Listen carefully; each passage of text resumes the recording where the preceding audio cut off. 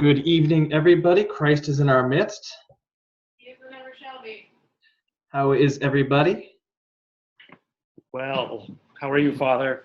Glory be to God. Glory be to God. I'm very, very excited for us to begin our evening classes again and on a book that is extremely pertinent for our times, and very, very happy. So this first class is going to be just sort of an introduction to the class itself.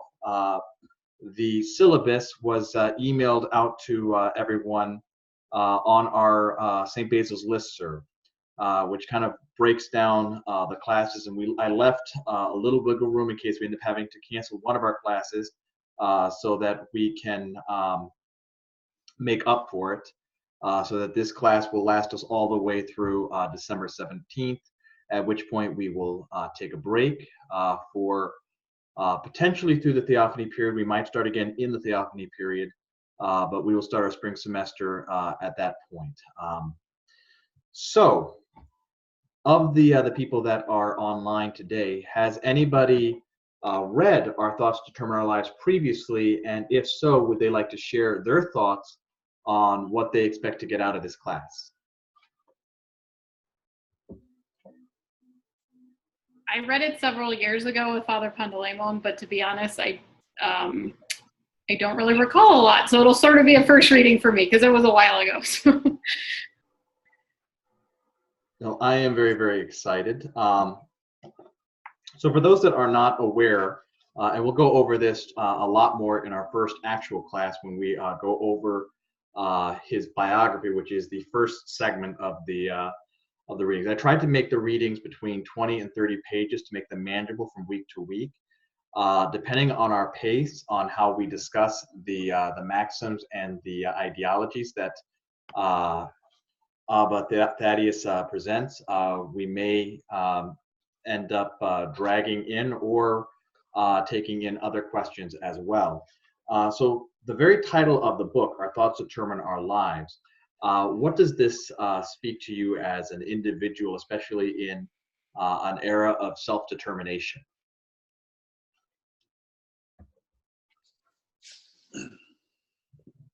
I was a little suspicious of the title. And I think there were some key passages. I read like his biography in the beginning, and then I started reading a few of the maxims, and I think some of the maxims taken in their context alone, without certain other frameworks, misleading. But I think it's, for me, when I saw the title, it was a little new agey. I thought of The Secret, kind of a hot book, I don't know, 10 years ago now or something.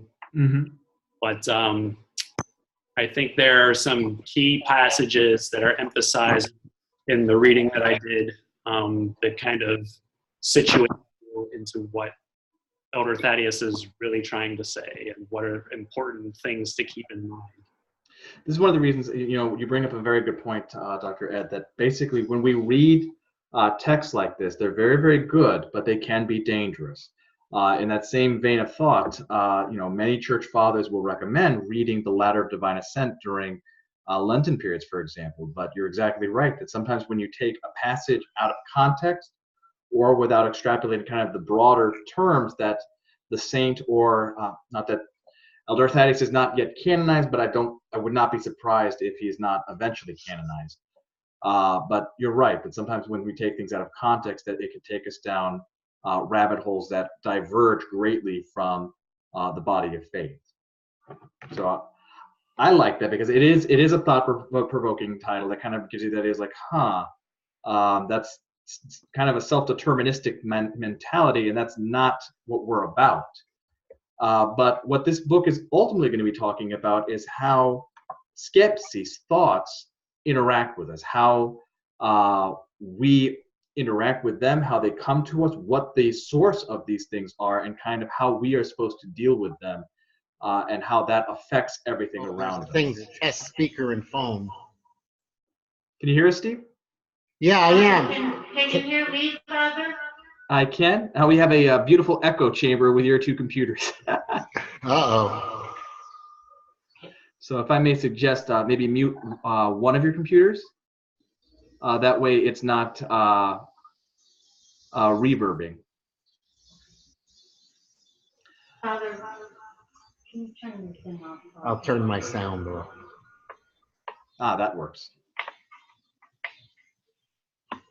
Okay? No. So what this class is designed to do, of course, is to open thoughtful discussion. And Dr. Ed's statement, was everyone able to hear Dr. Ed's statement? Yes. Okay. For Pat and Steve, it seems like Pat's mic isn't working, but Steve's is. So maybe we'll reverse that and unmute Steve, and that way we can hear what he has to say. Can you hear me now? I can hear you now, Steve. There we go.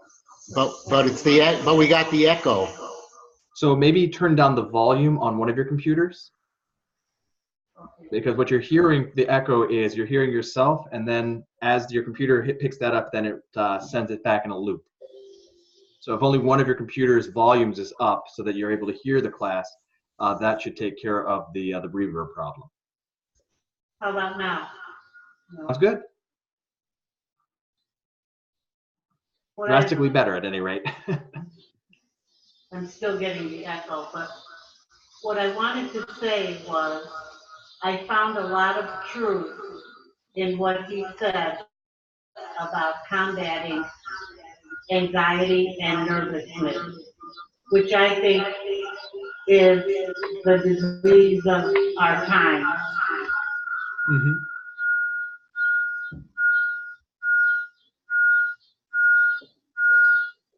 I think that's an excellent point.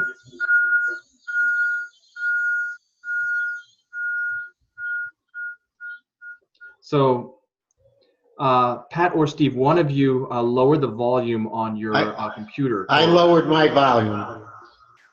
Is that better? I lowered mine as well. Okay, that should be better because we're only getting the microphone. Now I can't hear Father. Well, then Pat, turn up yours, and Steve, keep yours almost muted, and that should take care of the problem.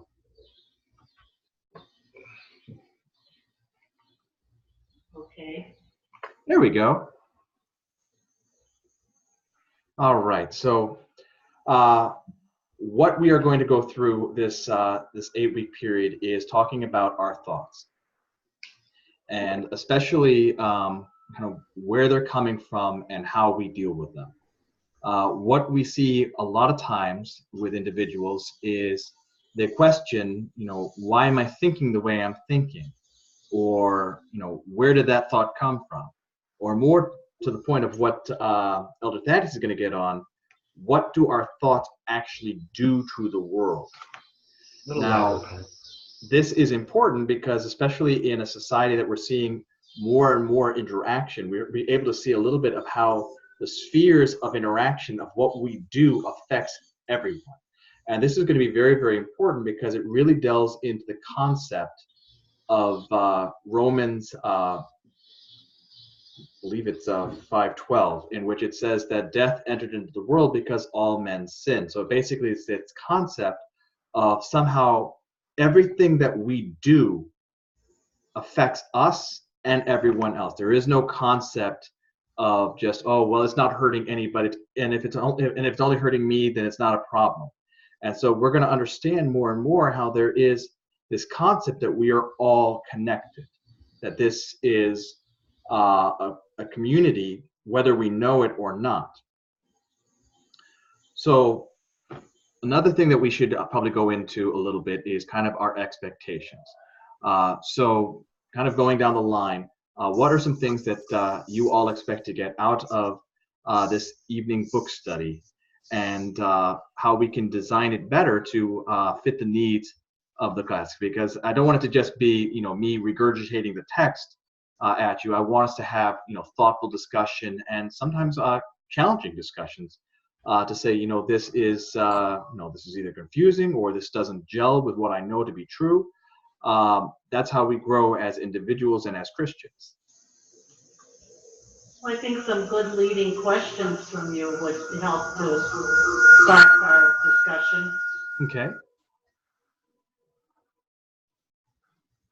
So we'll definitely do that. There are going to be some examples of his life when we talk about his life and how he dealt with certain things in the wilderness and with war and his own spiritual journey.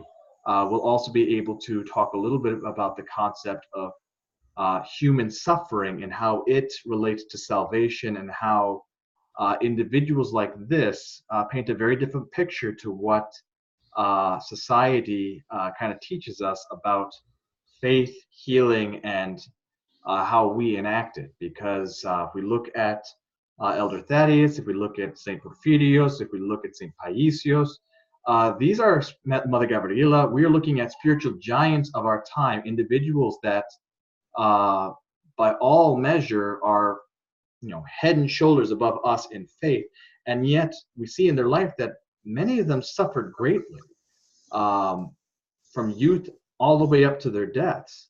That was certainly true in this, in the biography here. I mean, he suffered from the time he was a child. Mm-hmm. And, I mean, he was born premature. He was, very weak. They didn't think, and at other points in his life, they didn't think he would live more than 5 years. Mm-hmm. Yes, he continuously suffered throughout his life, and yet somehow his strength is evidence in this. And we see this again and again and again. And what this really calls back to is when St. Paul talks about how our glory and our strength is found within our weakness. Now, why would that be the case? Why is that important to us? Why would it matter that our weakness be highlighted, that we as individuals, that somehow we are lacking and we are physically infirm, and yet somehow we are spiritual powerhouses? How does that relate to our salvation?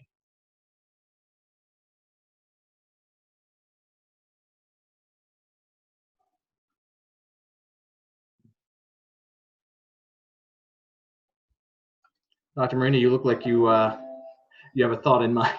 Oh, I told Ed, I said, you want to take that one? I'm being nudged. So it seems like once you come to a sense of humility and truth about yourself, you can rely more fully on God, and you call upon him more often. Mm-hmm. And you become essentially a conduit where you can then work with God in your own life while you're looking to him and you're looking to do his will rather than asserting yourself. You say it exactly right, Dr. Ed, is that basically Elder Thaddeus, St. Porphyrios, St. Paisios, they never saw themselves as the driving force in any of the interactions that they had, although they were certainly extremely capable spiritual fathers to their children. They saw themselves as vehicles. They saw themselves as basically conduits, exactly as you say, to say that they have nothing really to offer in and of themselves. The grace of God, which is super abundant and super flowing, goes from God through them to other people. And what is important, I feel, for us is that when we see it come forward from people that are physically weak, that are dealing with things that for most of us, we go, I don't know how I would even be able to stand living with that kind of pain or in those situations. And yet they take it like it's just a matter of course, it's not a big a deal, despite the fact that it is, some of them, life crippling and terrifying what they would actually encounter. And because they are able to deal with it in such a way, it becomes, to me, very life-affirming and courageous in the spiritual warfare aspect to say, oh my goodness, they are doing it in such a beautiful way. And a lot of times what they're saying is, I'm praying for you so that you don't have to necessarily go through such rigors as what he's going through. And that's very, very powerful, while at the same time offering us keen insights into how we can walk on that journey ourselves. So that is a very good point. Pat, that's a very good point too, that we have leading questions that can engender more conversations. What else would we like to see out of our evening classes? In that context, I was kind of thinking of St. Paul. We never knew what his malady was, but in many of the Gospels, he was talking about his infirmities and pains. Yes.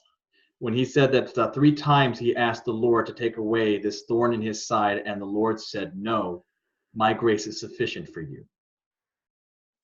We have no idea what that was, and the reality is I personally believe that is by design. That St. Paul purposely does not tell us what was bothering him, because it doesn't matter what was bothering him. All of us are carrying crosses, big and small, and that when we give those crosses to Christ, then he is able to manifest himself through our suffering, through our weakness, and create the opportunities that showcase that. That yes, St. Paul says that I will not glory in any of the accomplishments I've done. The only thing I will glory in is the cross of Christ, for I bear the marks of Jesus on me, which means that he will only glory in his suffering. He will not glory in any of his accomplishments. This is important for us because if we look to the Gospels, Jesus Christ tells us that apart from me, you can do nothing. I am the vine, you are the branches. Branches that bear fruit will be pruned and produce more fruit. Branches that do not produce fruit will be cut off and thrown into the fire, which means that none of us can really lay any kind of accomplishments at the foot of Christ and say, well, look what I did. Well, no, because it doesn't matter. If Christ is the one that ultimately did the action through you, then what you had to offer ultimately isn't that valuable. But what you suffered for Christ, what you gave to Christ, that is something that you can offer. That is something that you can produce and say, Lord, I took this. I offered this.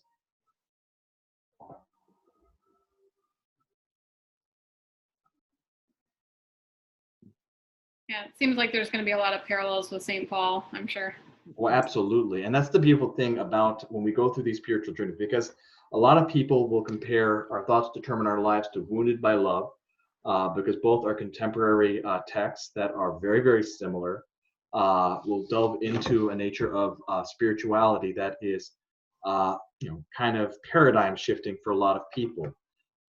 And when you read these things, you think to yourself, my goodness, I've been looking at life the wrong way.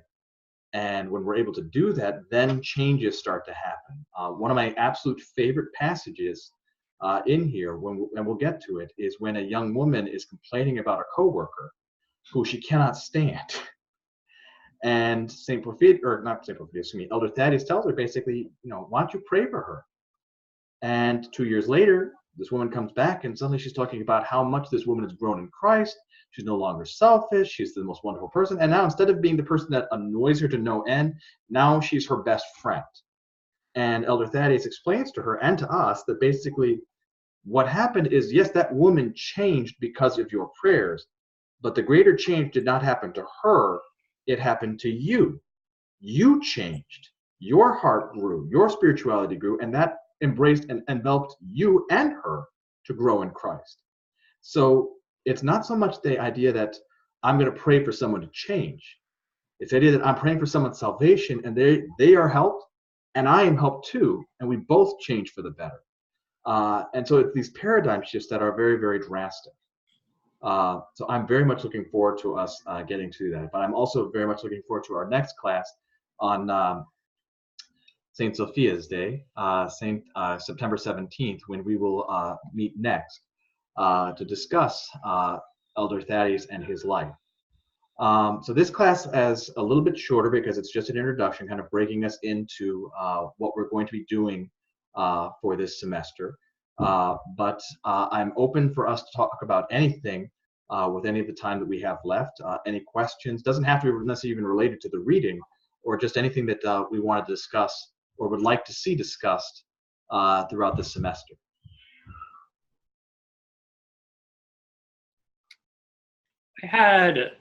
So I'm kind of skipping ahead here to one of the maxims that it's only the second maxim, so we'll get there pretty quickly. Mm-hmm. But I thought it was very intriguing. So it deals somewhat with the nature of thoughts in general. Okay. Well, can you give me the page, Doctor? I will. It's on page 63. And it talks about, I'll read it. It's only the first couple of sentences. It says, everything, both good and evil, come from our thoughts. Our thoughts become reality. Mm-hmm. Even today, we can see that all of creation, everything that exists on the earth and in the cosmos, is nothing but divine thought made material in time and space. Thank you. We humans were created in the image of God. Mankind was given a great gift, but we hardly understand that. God's energy and life is in us, but we do not realize it. Neither do we understand that we greatly influence others with our thoughts. We can be very good or very evil depending upon the kind of thoughts and desires we breed. Mm-hmm. And so and the nature concerns the nature of thoughts and how our thoughts influence our reality. It Yes. seems really, that's an amazing sort of idea to draw out, that Yes. God's thought is creation, actually, and that God's energy and his life within us necessarily influences our good thoughts, Correct. the way we properly see the world. Mm-hmm. And so I'm wondering about Turn your the nature of those thoughts and the exact nature of the hit the mute. evil thoughts that come up. I don't know how it's said in Greek, the logisme. The logisme, yes. Yeah, so what is this? So we have the source of true thoughts and a true reflection of the Why am I world, hearing yours? influenced and entirely driven by God in us. What is the source of the little evil thoughts that come to us? Is that ourselves, or are those?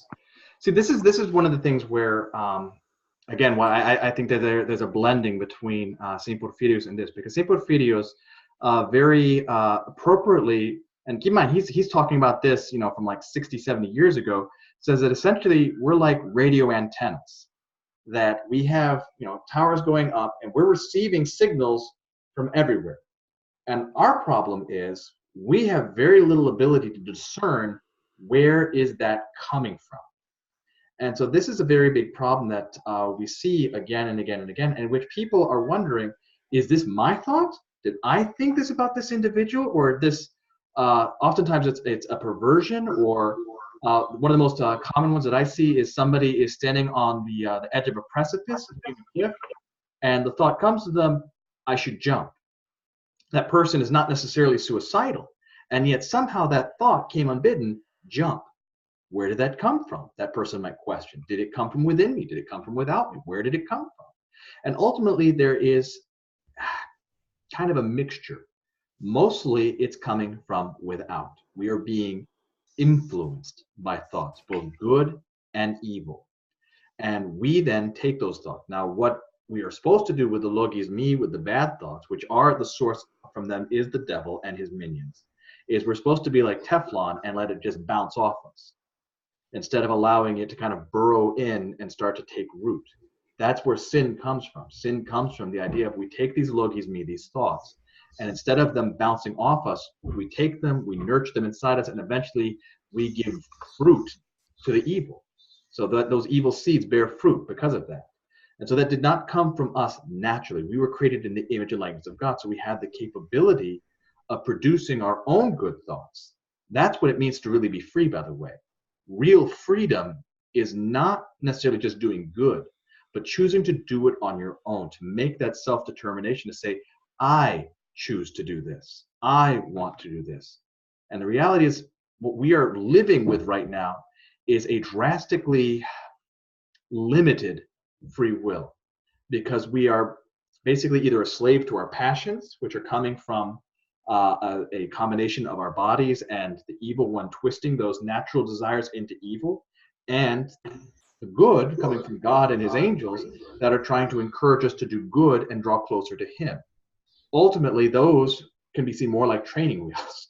They're geared towards trying to help us eventually get to the point that we won't need those training wheels anymore, and we'll be able to do it on our own, to actually be able to have our thoughts become reality. One of the most powerful instances of this, of where someone's thoughts and prayers becoming reality, was a story of a young boy in Athens who was about to get hit by a car.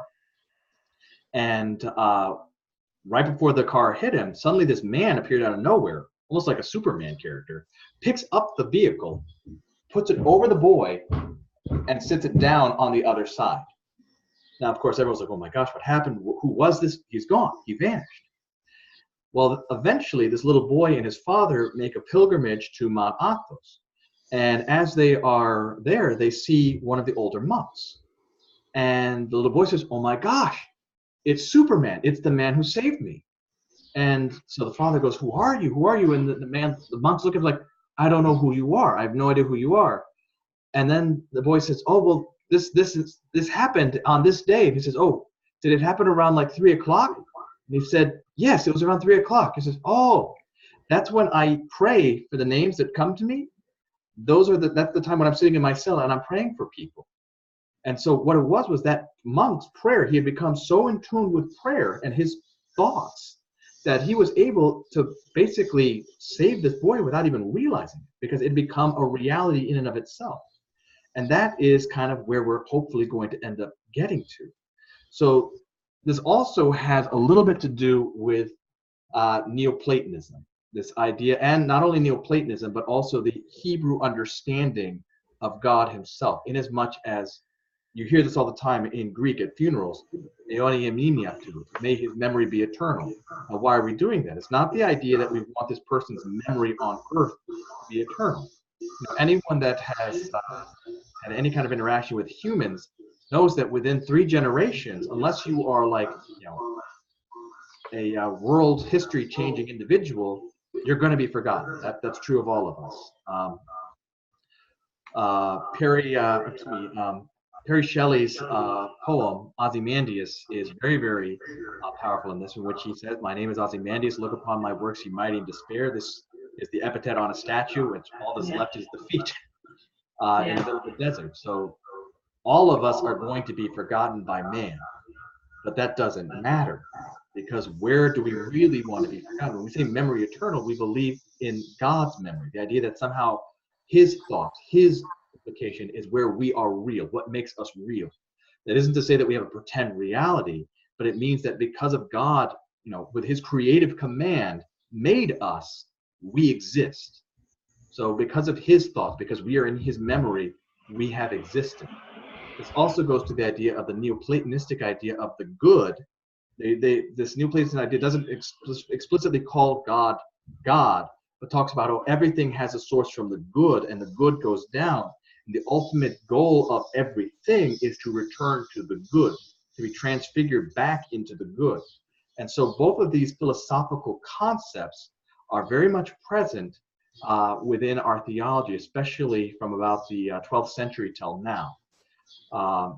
And so what we're seeing in this is kind of a culmination of that, this idea of understanding deeper, what does it mean to be real, that the thoughts of God are what makes us real.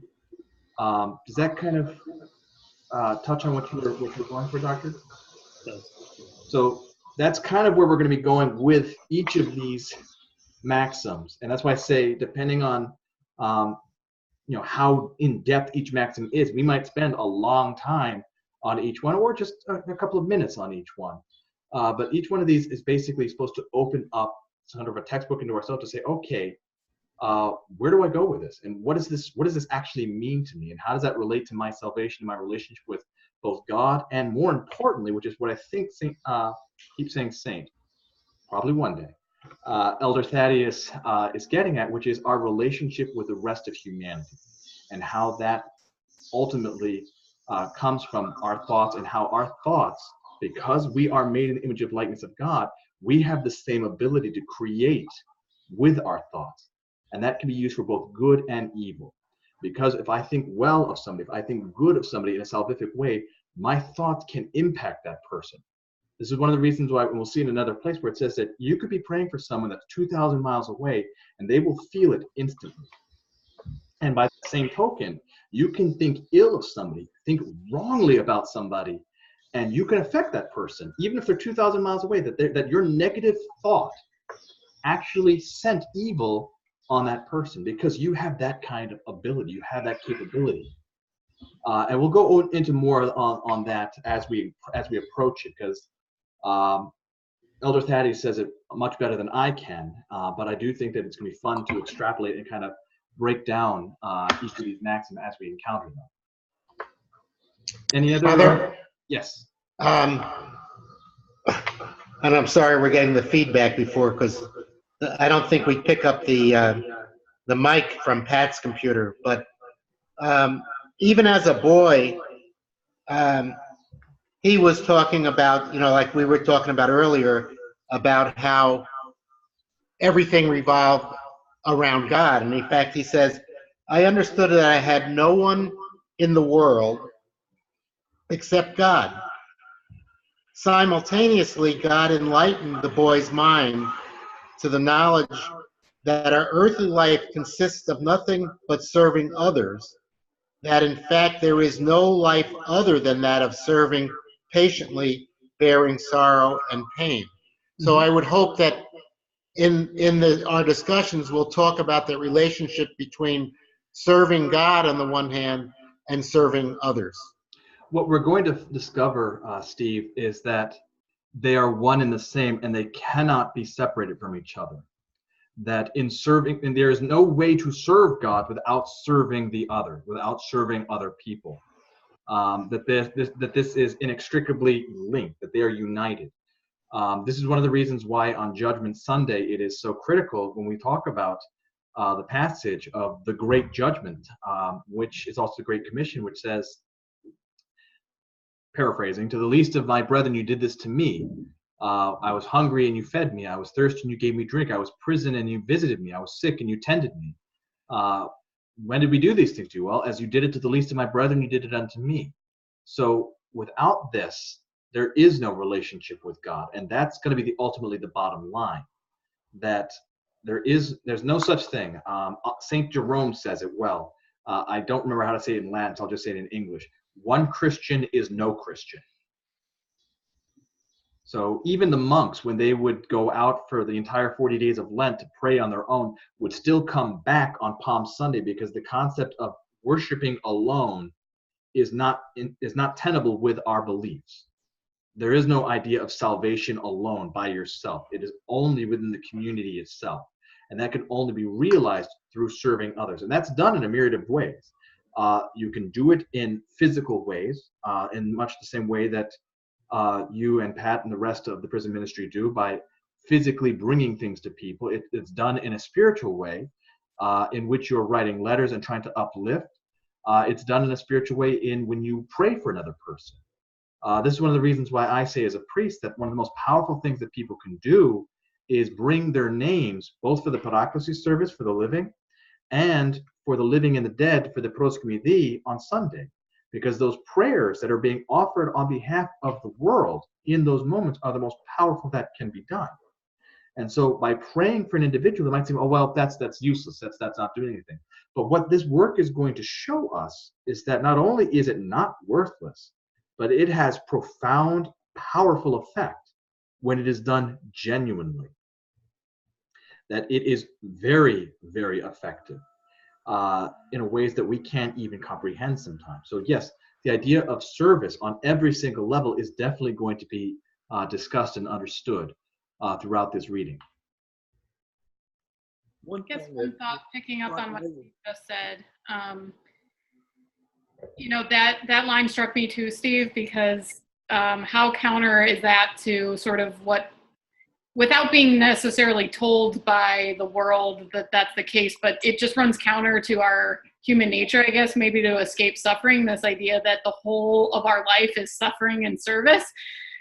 So I think, that'll be really interesting to explore as we go through all of these. And then also, one thing that keeps coming to mind, because I'm a clinician, is modern psychological theory, for example, that we use on a day-to-day basis is like the most common is cognitive behavioral therapy. So how do you change your thoughts to influence your behavior? Mm-hmm. And, I guess one thing that might be, I know I'll be thinking about is like, what are the limits of that? To the point that,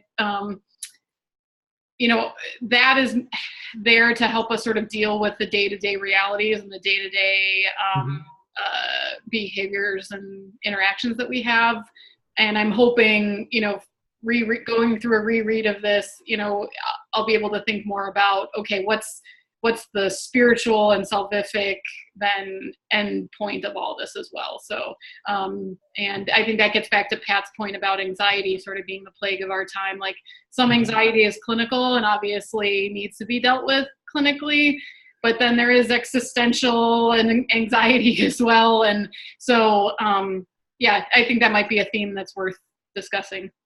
It is, Doctor. The synergy of the two is what it's ultimately going to come down to. And what amazes me as we look at the advancements in psychological theory and social theory is how much it seems like, they're making new grounds. But if you look at it, you realize, they're finally catching up with what the church said centuries ago. And say, well, this would be very beneficial. It's like, really? No kidding. So yes, a lot of this is going to gel with a lot of modern psychological practice and social theory as well, on how we deal with certain things. And there's going to definitely be a synergetic relationship here to understand that some of it, like Dr. Ed was saying from the very beginning, is that, that's counter to what we believe, this idea of almost self-determination. I can will myself to this. Now, what are the limits of that? What is possible for me? What is not possible for me? And so part of this is discovering the humility of what are our limits, what is mine, what is coming to me, how am I reacting to it? And this is where a lot of it is going to be very similar to psychology. Is not so much what the thoughts are, but how do I catch it, how do I receive it, and then what do I do with it? Do I just set it down? Do I pass it over? Do I try to throw it? Do I try to strong arm it? What am I doing with this? And this is kind of what you're talking about, Doctor, of how, especially in the clinical setting, that what are we doing with this? And what is our ultimate goal with this? And at what level do we say, okay, well, I'm going to give this to God? Well, yes, that's true. But also at the same time, there is sometimes, particularly with psychiatric anomalies, that, there is a chemical imbalance. There is something that is wrong that needs to be dealt with pharmacologically from that. And like you said, in a clinical setting, that this is not, you can't just take the route like, I'm just going to have faith and that's it. And that's one of the beautiful things, that when you look at that Elder Thaddeus, you look at St. Paisius, you look at St. Porphyrius, each and every one of them are quick to tell you that they were told by doctors to do X. And all of them did X. They followed what their doctors told them, even if it was for a temporary thing. They weren't, none of them were arrogant enough to say, well, I'm just going to just do what I think I need to do because I've got faith. They said, no, the doctor told me to do this. This is what I have to do.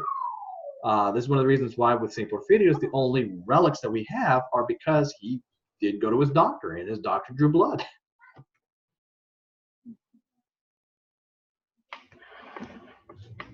So excellent points, everybody. And yes, this is going to engender some wonderful discussions, not just from my end as the clergy directing, but from everyone involved, because each of you is coming from particular backgrounds that I think are going to lend to this. From the research aspect to the medical aspect to the social aspect, because each of you in your own individual ministries and professions enact in such a beautiful way the will of the church in Christ, that I think it's going to really take some of what we're dealing with here and bring different perspectives to coalesce it so that everyone is able to take something from it. So I'm really looking forward to that. Father? Yes. You had made a comment, one of the saints had mentioned if there's only one Christian, there is no Christianity. Right, St. Jerome. And it got me to thinking about, basically the church. I mean, we have to have each other. Mm-hmm. But coming from a Protestant background, they don't believe that you have to have, quote unquote, the church to be saved, and that they just have a one-on-one, I talk to God and I'm saved. I mean, how do you talk to them? Well, orthodoxy, in my opinion, has never been about condemning or telling other people, well, you're wrong. It's been more about pointing to what is right. When heresy Problem is there. props up, we stamp it down and say, no, this is patently wrong. But as for individuals that are living that kind of reality, it's not for me to tell them that they are living wrong and saying, oh, well, you're not experiencing the true Christianity because you're by yourself. God, in his own way, will show them.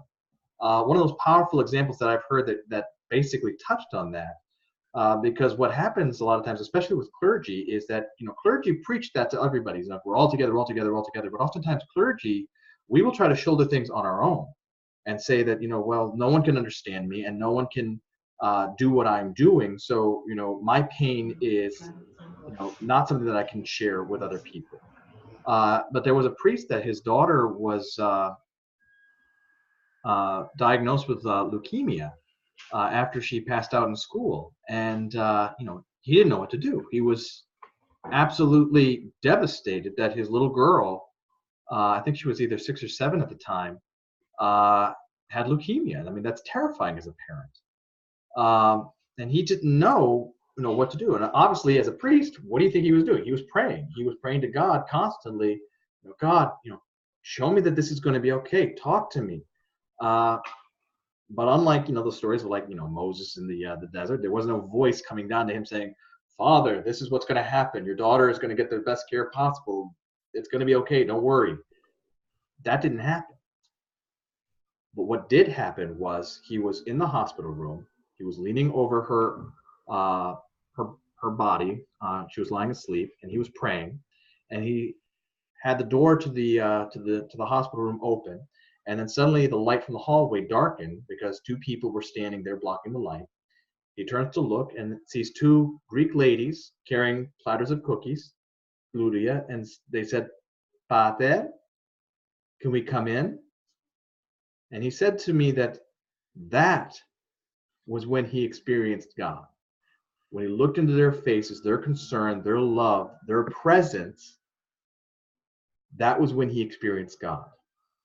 And he understood better the idea of community and how we uplift each other and are there for each other. So the reality is I don't have to tell someone, oh, you're wrong.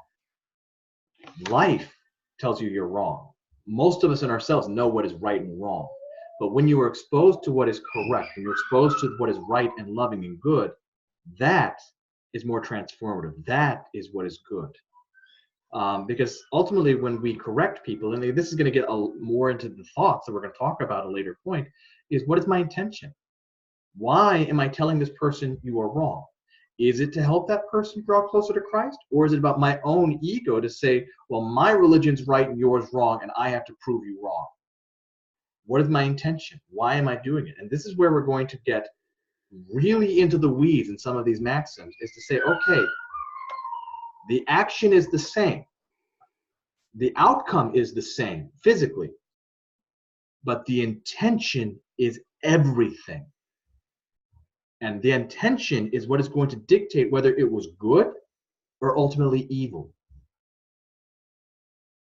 Case in point example, let's say that somebody is in need and you've got $1 million. And you say, you know what? I'm going to give $10,000 to that individual, help them out. Now, what was the intention? If the intention was to help the person, say, you know what, that person's struggling, that person's in need, I'm going to help that person. I'm going to do it anonymously. They're not going to know it was me because I'm more concerned about the action, more concerned about that person getting helped. Another option, same person gives the $10,000 and then says, I gave that money. I made that happen. Same thing happened. That meant that person's bill was paid. That person was able to get past whatever they were in need of. But what is going to happen to that individual who gave it? The difference is his intent, why he did it. The first was for the genuine good of the person. The second one was for self-aggrandizement, to basically bring glory to himself and attention to himself.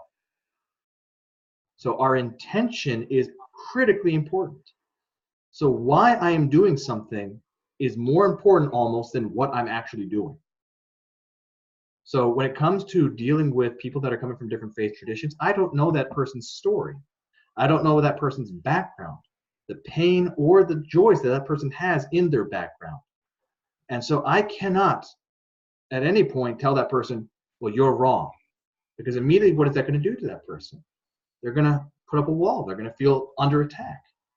So all we can do as Orthodox Christians is present a life that is reflective of that good, of that community aspect, if that makes sense. Yes.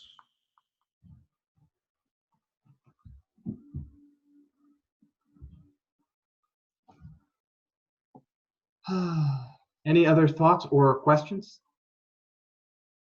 Would you mind sending out the syllabus? Maybe one more, because I'm not sure. Did you get it? I don't remember seeing it. Okay. Okay, let me forward this to the both of you. Did everyone else receive it?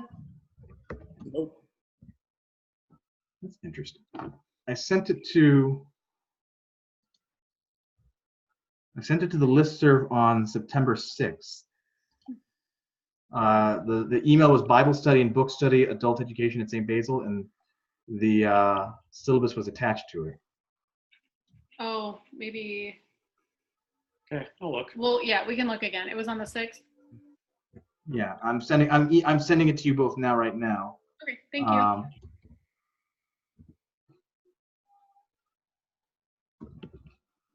Okay.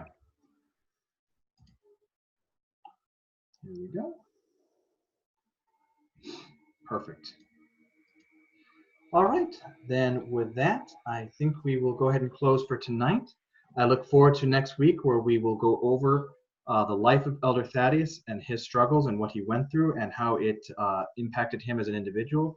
And then depending on how far we get, we may or may not start the maxims, or we will branch on the discussion based on as it comes. So I pray everyone has a wonderful, wonderful evening. Heavenly King, Comforter, Spirit of Truth, present in all places, in all things, come and dwell in us, come to sustain and save our souls, O gracious Lord. Amen. Have a great night, everyone. Thank you. You Thank too. you, Father.